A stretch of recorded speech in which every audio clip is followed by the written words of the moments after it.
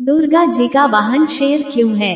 आइए नवरात्रि के शुभ अवसर पर हम लोग माता दुर्गा से जुड़े कुछ रोचक व भक्तिपूर्ण प्रेरक प्रसंगों को जानते हैं और मैया की आराधना करते हैं।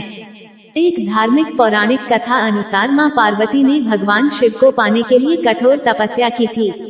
हजारों वर्षों तक चली इस कठोर तपस्या के फल स्वरूप मां पार्वती ने शिव जी को तो पा लिया, पर तप के प्रभाव से वह खुद सांवली पड़ गई। विनोद में एक दिन शिव जी ने मां पार्वती को काली कह दिया। ये बात मां पार्वती को इतनी बुरी लग गई कि उन्होंने कैलाश त्याग दिया और वन गमन किया। वन में जाकर उन्होंने घोर तपस्या की।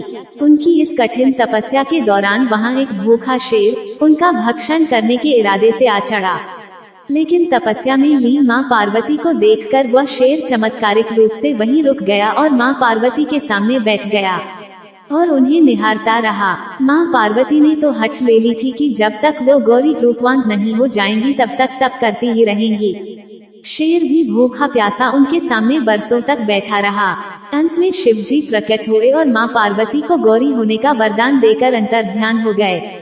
इस प्रसंग के बाद पार्वती मां गंगा स्नान करने गईं, तब उनके अंदर से एक और देवी प्रकट हुई और मां पार्वती गौरी बन गईं और उनका नाम इसीलिए गौरी पड़ा। और दूसरी देवी जिनका स्वरूप श्याम था उन्हें कौशिकी नाम से जाना गया। स्नान संपन्न करने के उपरांत जब मां पार्वती गौरी वापस लौट रही थी, तब उन्होंने देखा कि वहां एक शेर बैठा है जो उनकी ओर बड़े ध्यान से देखे जा रहा है। शेर एक मांसाहारी पशु होने के बावजूद उसने मां पर हमला नहीं किया था। ये बात मां पार्वती को आश्चर्यजनक लगी।